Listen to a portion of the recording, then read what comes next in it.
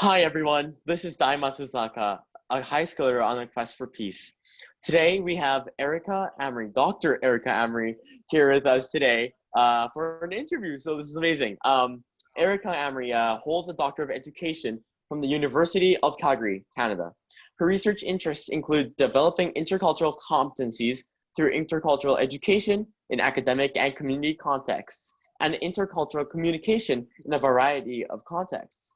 Erica has also presented papers at national and international conferences and has traveled to over 45 different countries. Erica is the CEO of Intercultural Collaborations, in which she offers intercultural communication workshops to post-secondary institutions, nonprofit organizations, and anyone else who wants to learn, any corporations willing to enhance their intercultural communication. Please see a webinar on her lecture in Nelson Mandela University International. And this link will be posted later on below in the YouTube link. So yeah, we will start the interview. Thank you for coming, Erica. Thank you very much for having me, Dai, and thanks to Shinobu as well for organizing the interview today. I appreciate it. I look forward to speaking with you. Yes, this is amazing. I would also like to note that she's also a part of the Floating Lantern Ceremony committee member. So we've worked together for a while now, and this is really exciting. Get to know each other better and talk about peace. So yeah, for sure. Thank you so much for coming and doing this interview with us today. Yes, thank you. So to begin with, could you explain to us what intercultural competencies are? So intercultural competencies, I'm going to give you the textbook definition because it's such an ambiguous term. So it's the skills, knowledge, attitudes to be able to interact in intercultural situations. So that sounds very ambiguous, right? What skills, what knowledge, what attitudes. So I'm going to share with you just a couple of attitudes I think are extremely important. Cultural humility, being humble. Being able to self-reflect, being able to look at yourself and really looking at your biases and your assumptions and how you're approaching the conversation. And then respecting, appreciating others, appreciating their cultures, looking at others' cultures as an asset. And then, of course, adapting. This is a big one, being able to adapt, being able to shift your perspective from one perspective, from your perspective to another person's perspective. Right. And there's a whole bunch I could go through, but I know we only have 15 minutes, but there's respect, having respect, as I mentioned, knowledge of others' cultural practices, and building relationships is a big one for me. Yes. So it's actually engaging in dialogue and talking to others, because you can have all the respect in the world, read all the books, but I believe if you don't take that step, which is often risky, to talk to someone, and it's not always comfortable. These conversations are not always easy, but it's talking to others and sharing stories and sharing perspectives. Right. Yeah, right. so that's kind of a really quick sum up of what intercultural competencies is. Yeah. No, that's amazing. Thank you for sharing that. I mean, I feel like that's something that we, especially in Canada, like we see that in everyday life so much so. I mean, in my school, there's like people from like all over the world in one place learning and like sharing like the same community. And I feel like that respect and that intercultural, what's the word? Like the ability to connect with one another, the engagement, I think is really, really important, right? And yes, thank you so much for sharing intercultural competencies. Yeah, that's a fantastic opportunity for you to have those people in the school together, because they're there. So that's part of the problem. People aren't mixing, so you have it right in your school. So that's fantastic. Right. Yeah. Absolutely. Did you want to show your slide? And yeah, actually, thanks, Di. This is a good opportunity to share slides. So I'll get into this a little later, but I conduct workshops to a variety of different groups of people. And this particular workshop I conducted in Nelson Mandela University. I was just there in South Africa conducting a study on the role of intercultural education in the Bachelor of Education program. So I had the chance to facilitate a a workshop. So this is a sample of my workshop, what I go over. So I always start at the basics.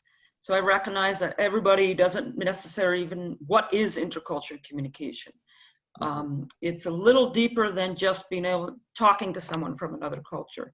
So I always ask my participants, what do you think intercultural communication is? Kind of to get their background knowledge of what it is and to see where everyone's at this topic. And then the next slide, please.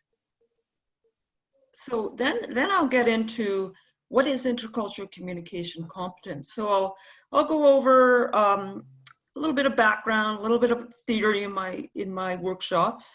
So it comprises of attitudes, knowledge, skills. So I already spoke about some of those in the introduction. So then again, I'll ask participants to share with me what they think, what attitudes they think, because there's no recipe. I always like to really stress this in my workshops and even in my day-to-day life. There's no recipe for being interculturally competent. It's dynamic, it's evolving, it depends on the context, it depends on the other person. So I always like to share that with my participants and tell them this will help you, these are tools you can use, but you may have to adapt your behavior. Just because you may be respectful, it'll certainly help. You can't be guaranteed the other person will be the same way. Next slide, please. So I'm not going to go through all these because I know we only have a limited time, and then you can join my workshop if you'd like to learn more. So the attitudes, as I mentioned, openness, respect, cultural humility, curiosity, acceptance. So those are some attitudes that will help you in a situation when you're talking to someone from a different culture and help develop that relationship. Next slide. So knowledge, and then I let participants know that knowledge of other cultural backgrounds. So if you don't have the opportunity to talk to someone, you can research, but as you probably all know, the media is full of sources that are not reputable. So I always tell them, it's always good to ask someone if you have the chance to ask someone, or look at reputable sources and don't put people in boxes. I mean, there's always exceptions. Cultures are not, everyone from the same culture is not always the same. And then self-knowledge is a big one, knowing about yourself, knowing about your biases and assumptions. Next slide.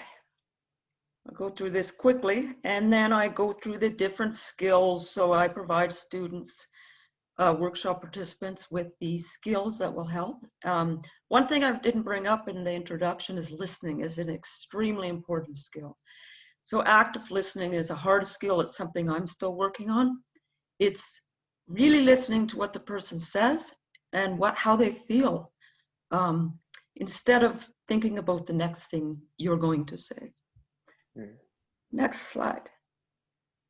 Okay, and then what I do after this, so I give workshop participants a little bit of background, as I just mentioned, and then I'll have them reflect on this, because these are important parts of my workshops. So do you have a mix of students from cultural and linguistic backgrounds in the classes? So I'll ask them to think about that, and then I want them to dig a little deeper. So think about a time when you had to communicate with someone from a different culture. So often people don't really think of this stuff. That's why it's good to have a facilitator. What skills, knowledge, and attitudes did you draw on? So I always let them know I'm open. The skills I talked about aren't the only skills, but they might have others that they've used, and to share with their peers and the other participants in the workshop. And then I want them to dig even deeper and think about a cultural misunderstanding. So with a student, colleague, or teacher, and then what could they have done differently? So this gives them a chance to really evaluate their behavior, their biases, and their assumptions. Yeah, so that's just a snapshot of a basic level of what I do in my workshops. I go a little deeper. I put workshop participants in breakout rooms, because we're doing stuff online. I've also done workshops face-to-face. I've done that workshop both face-to-face and online. So I'll put them into breakout rooms or discussions with one another, whole group discussions. I'll do role plays. So I'll do a variety of activities in my workshops. And there's a snapshot of kind of what I do in my workshops. Oh, that's amazing. Thank you so much for sharing that. Yeah, that's so amazing. Like, I just never thought of like intercultural competency, right? Like I've just never thought about it actively, I guess, in a sense. Like I think it's something that's so like relevant to society today, especially now. And it's like, but it's such a shame that I never actually knew about this until today. So well, thank you so much for sharing. Yeah, I really no appreciate problem. I that. understand what you're saying, Di. I'll get into that in my background about myself too. It's That's amazing. not Okay, off. so yeah, like I really now want to know like how these intercultural competencies and these communication skills, I guess, like play into peace and how it creates a culture of peace in this sense. And just wanted to ask you that. So I think intercultural competencies, well, I know strongly believe they are related to peace in a Mm-hmm. huge way, because what I find that is people are not talking Mm. enough. They're not collaborating with each other, even engaging in that conversation. They're not listening to each other. Mm-hmm. They're basing a lot of what they think is on stereotypes. Mm-hmm. So this leads to conflicts. There's so many conflicts out there, riots, wars. And if we can just take the time to listen to one another, to Mm-hmm. appreciate one another's cultural differences, I really think this will lead to a culture of peace. And I've looked at the UNESCO, the 2013, they look at intercultural competencies and how it relates to peace education. So I think all Mm-hmm. of these attributes can really lead to a peaceful society between individuals and groups and societies as a whole. Absolutely, yes, yes, yes. Thank you for sharing. I think it was the last interview that I did with Dr. Tenga, and we were Okay. talking about respect and empathy, and Mm, how it always comes from like the ability to like listen, which yeah. is like what you were talking about with like the ICC, right? With like how listening and like empathy and respect is all part of it, right? And how like talking, that communication skill, And it, and yeah, oh, go like ahead. oh, thank you. I just felt like it's so relevant, especially now with like social media and like there's so much ways that we can communicate, yet we choose not to, and that like we're like biased, I guess, in a sense. And like, but we can communicate so much so with like technology, right? And so, yeah.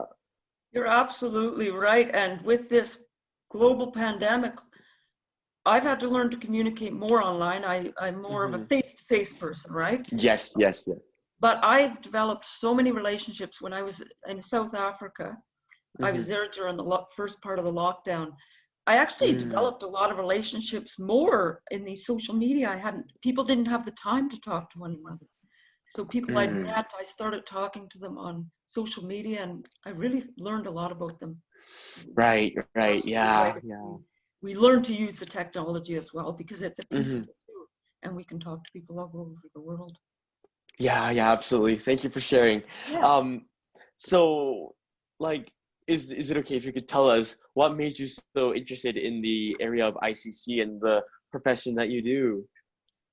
Okay, I'm gonna go back to my childhood, but not too much, because I know we don't have a lot of time.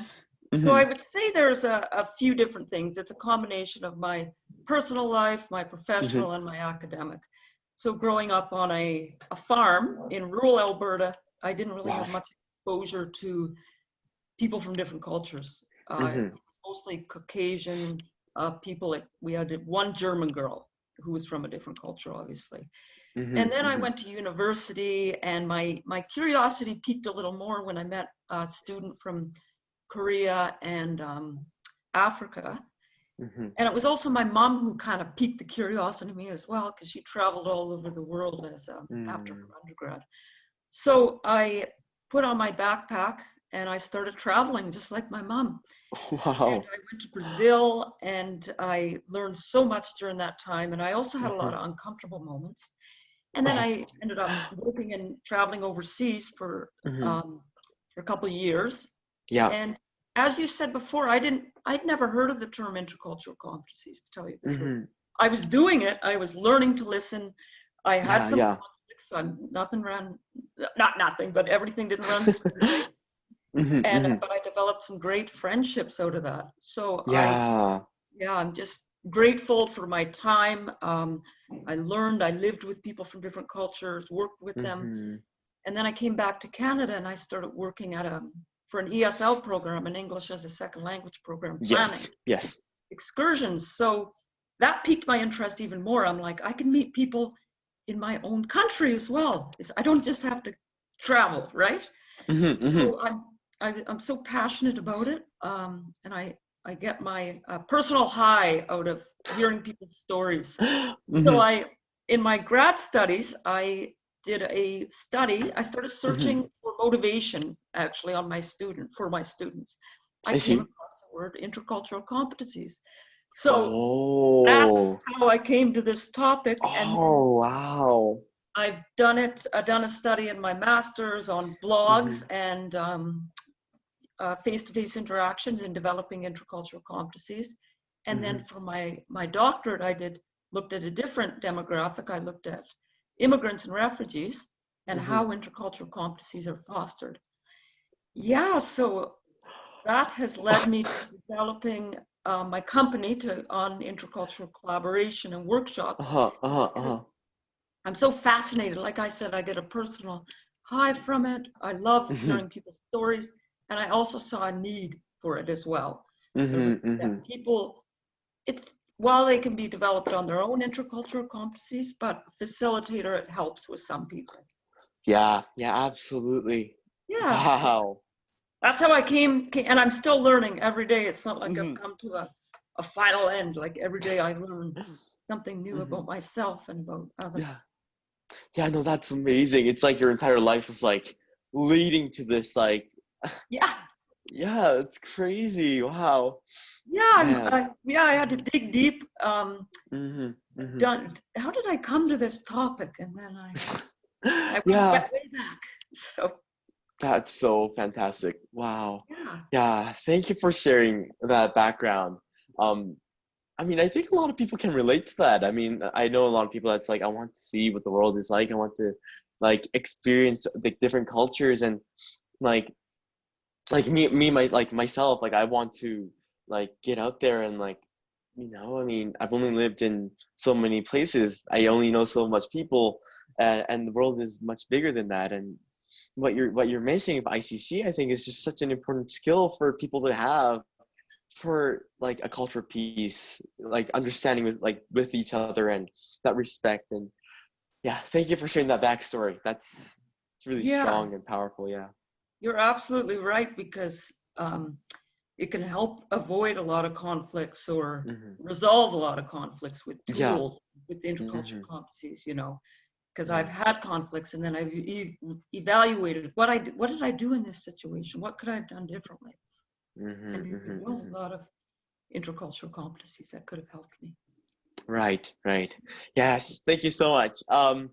Next question is about asking about your target audience in your workshops and what the learning outcomes are in your workshops. Well, I have a variety of target audiences because I feel a lot of people could benefit from my workshops. So so I don't close the door. What I like to do is meet with them beforehand, whoever wants to hire me for the workshops. And then I like to go over what their needs are and how we can develop a workshop that will meet their needs. So my audiences are right now as post-secondary institutions, everywhere from students to professors to administrators, and then K to 12, so kindergarten to 12, again, teachers, students, and administrators. And I also look at companies, so a variety of companies, anything from insurance to oil companies. Like I said, I'm open to developing workshops for a variety of audiences because I believe everyone can take something away from my workshop. And I always want them, obviously, to learn something. And if there's something that I don't have in my workshops, like I said, I develop it, I put it in there to make sure it's meeting everybody's needs. That's amazing. Wow. Yeah.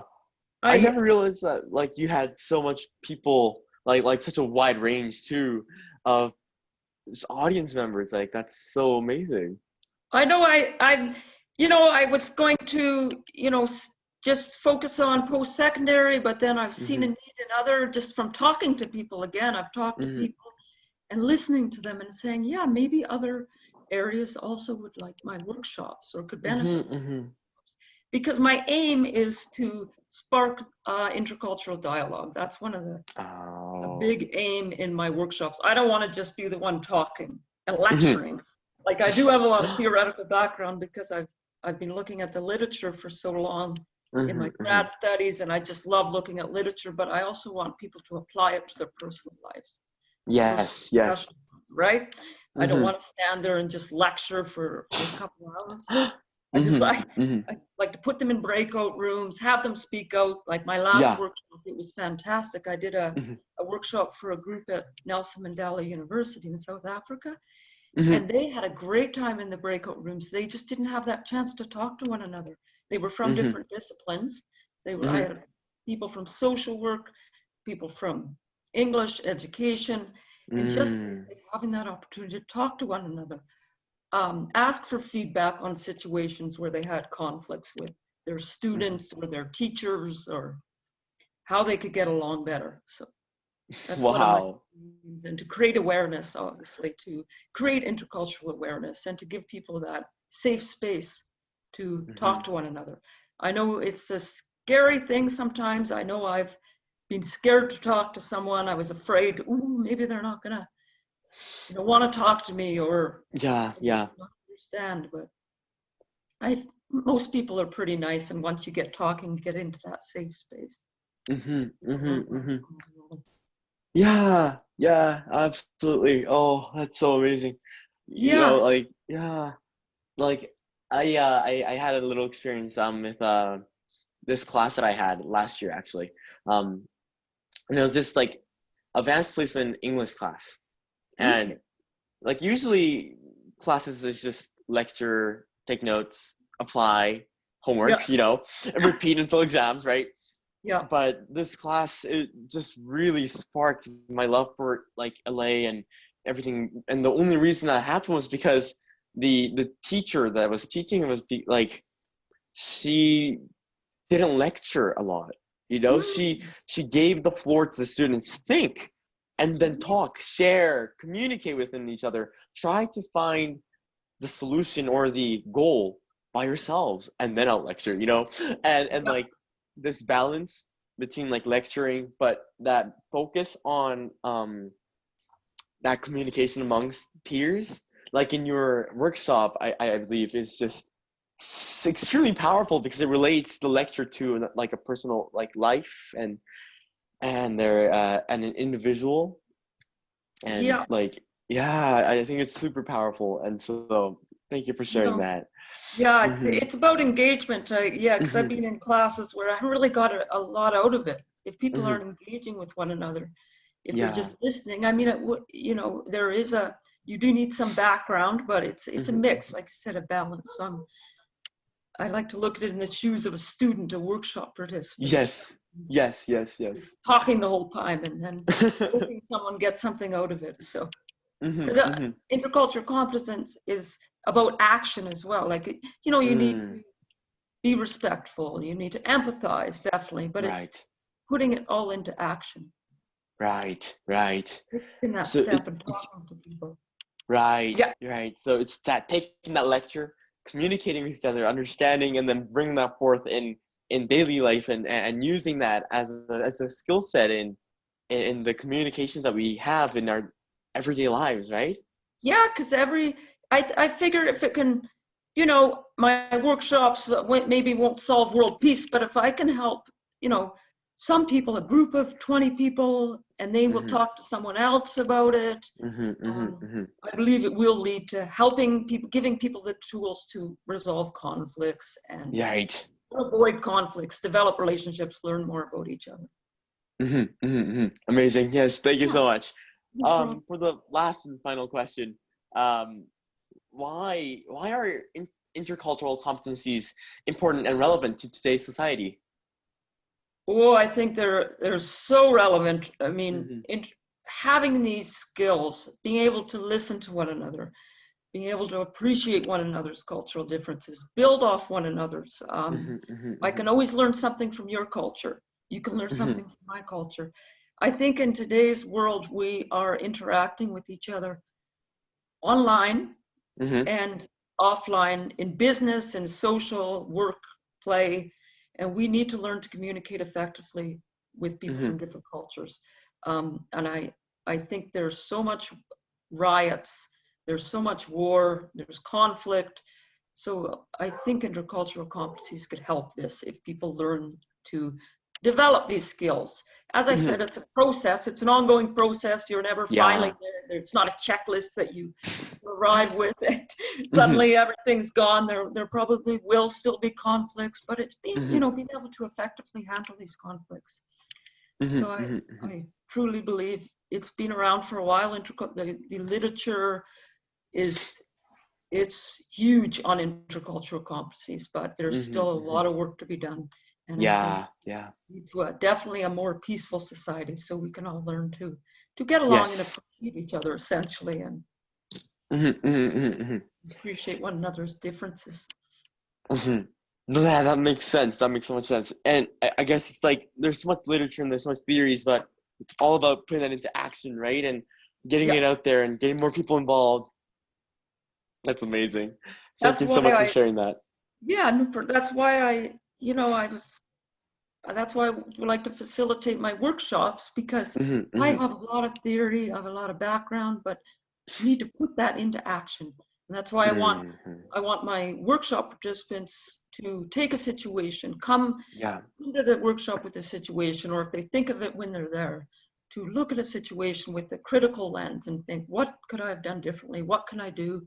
How can I help this conflict or help develop this relationship? And develop myself as well. It's a lot of self-work as well. It's evaluating one's own biases and assumptions. Right. Yeah, that makes sense, because you can't really communicate effectively if someone doesn't know about themselves first and know their own culture, and and then because knowing about oneself and one's culture leads to the respect of another culture, because you know the value of it. Yeah, you're absolutely right. That's it. And I learned that, as I said, I learned experientially when I was traveling. Like there were some days I was so frustrated, either due to cultural differences or linguistic differences.